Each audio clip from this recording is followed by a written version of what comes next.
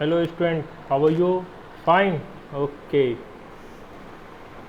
Last class we are discussing about the meaning of the partnership. Today we are discussing about the features of the partnership. What is the features of the partnership? The different features we are discussing here, the different features of the partnership. The first feature is two and more than the two partners. The first feature is two and more than the two partners. There must be at least two partner to the form a valid partnership. दो लोगों का होना आवश्यक है अगर हम चाहते हैं कि एक वैलिड पार्टनरशिप बिजनेस फॉर्म करें या फॉर्मेशन उसका हो, तो इसके लिए कम से कम कितने लोगों का होना आवश्यक है? दो लोगों का. The maximum number of the partners can not be exceed the number of the partners prescribe by the company act 2013 within which is 100 and according to the company act 2014 which is 50. Any business where banking and non-banking company according to the company act 2013 section 10 के according to अगर हम इसको considers करें तो 13 के according to maximum number of partner कितने होने चाहिए? 100 हो सकते हैं. और अकॉर्डिंग टू द 2014 के अकॉर्डिंग टू अगर हम इसको प्रिस्क्राइब करें तो मैक्सिमम नंबर ऑफ पार्टनर कितने होने चाहिए? 50 होने चाहिए. Next, agreement. Partnership comes in existence through the agreement. अगर हम पार्टनरशिप बिजनेस को अस्तित्व में लाना चाहते हैं या हम चाहते हैं कि हम पार्टनरशिप बिजनेस करें, तो इसके लिए बहुत ज़रूरी है कि दो या दो से अधिक लोगों के बीच में, पार्टनर्स के बीच में एग्रीमेंट होना चाहिए. एग्रीमेंट्स विल बी रिटेन और ओरल. एग्रीमेंट्स कैसा हो सकता है? यह रिटेन हो सकता है, लिखित हो सकता है या ओरली हो सकता है. Oral agreement that means the when the two and more than the two partners agree to the start work with together and there is no documental works to do. This types of the agreements are called oral agreements. अगर दो लोग सहमत हैं और उन्होंने कोई paper तैयार नहीं किया, सिर्फ आपस में बात कहकर सहमत हो गए हों और उन्होंने काम शुरू कर दिया हो, तो इस तरह का जो एग्रीमेंट्स है वो क्या कहलाता है? ओरल एग्रीमेंट्स कहलाता है. And written agreements when the partners decided to written of their thoughts, that's called the written agreements. अगर यह पार्टनर डिसाइड करता है कि जो उसका थॉट है, जो उसका सोच है, जो वो करना चाहता है, अगर उसको कंसीडर करता है ऑन पेपर, तो that's called the written agreement. The written agreement also called the partnership deed. अगर हम रिटेन एग्रीमेंट्स की बात करें तो एग्रीमेंट अगर रिटेन किया गया है, इसको हम लोग किस नाम से जानते हैं? पार्टनरशिप डीड के नाम से जानते हैं. इसको हम किस नाम से जानते हैं? पार्टनरशिप डीड के नाम से जानते हैं. यह क्या कहलाता है? पार्टनरशिप डीड कहलाता है. तीसरी बातें, existence of the business and profit motive. Existence of the business, that means when we started a partnership business, it must be required, it is a legal business. When we concern for illegal activities, just like robbery, just like criminal activities, that's not called the partnership business.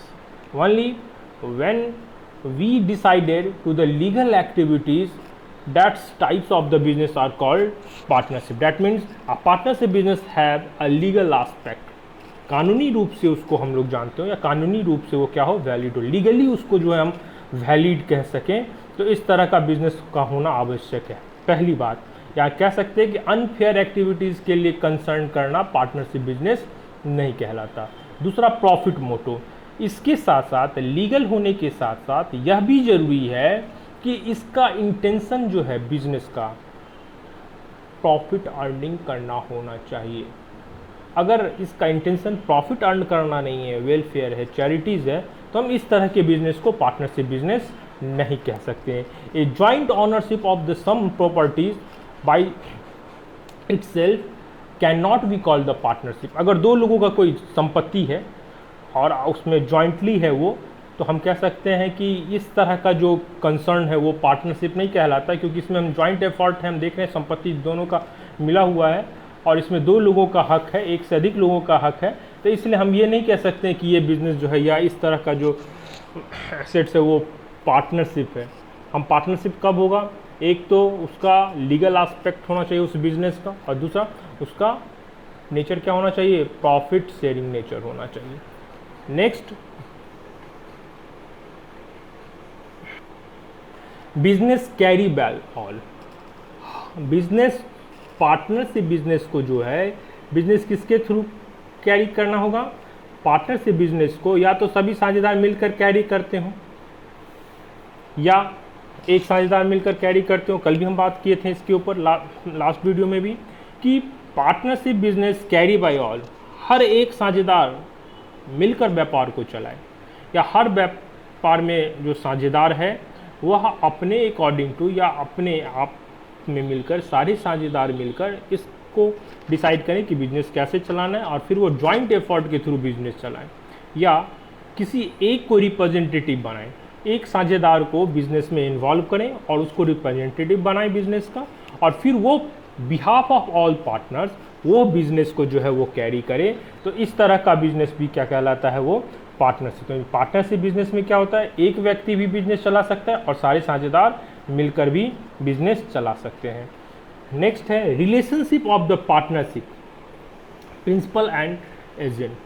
Principal and agents का मतलब क्या है कि when we consider the sole proprietorship business, all the liabilities are one heads, नहीं, but partnership business, all the partners have unlimited liabilities, all the partners do the work for each other। हर व्यक्ति partnership business में एक दूसरे के लिए काम करता है, और इस कारण क्या होता है कि एक लिमिटेशन नहीं होता है कि हम इतना ही काम करेंगे या हम बस 2 काम के लिए रिस्पॉन्सिबल है। All the partners are responsible to all types of the activities who help to each other. Business में हर वो काम वो करेगा या तब तक वो काम करेगा जब तक वो बिजनेस को में वर्क की आवश्यकता है, रिक्वायरमेंट्स है बिजनेस को चलाने के लिए, कंटिन्यू रन करने के लिए। हर पार्टनर्स अनलिमिटेड लायबिलिटीज़ के साथ काम करता है, इसलिए सिर्फ एजेंट्स की तरह वो काम नहीं करता कि एक बार अपने काम को कर दिया, बात खत्म, रिस्पॉन्सिबिलिटी खत्म होगी। अनलिमिटेड लायबिलिटीज़ होने के कारण वो क्या करता है, कंटिन्यूस वर्क करता रहता है। Okay, thank you. Next class we are discuss about the next topic. Okay, thank you. एक और इम्पॉर्टेंट बात कि MCQ प्रैक्टिस के लिए हमने एक कॉमर्स एकेडमी 7870075556 के नाम से एक चैनल मैंने बनाया है, जिस पर आप अपने MCQ को जो है प्रैक्टिस कर सकते हैं। रेगुलर प्रैक्टिस सेट आता है इसके ऊपर, आप रेगुलर आप इस पर जाएं और यहाँ प्रैक्टिस करें। इससे आपका एग्जामिनेशन प्रिपरेशन भी बढ़िया होगा और MCQ की तैयारी होगी। यहाँ वीडियो में हम लोग थ्योरी और प्रॉब्लम्स को सॉर्ट आउट करेंगे और वहाँ से आप MCQ के लिए हेल्प ले सकते हैं। मेरा ही चैनल है। Thank you.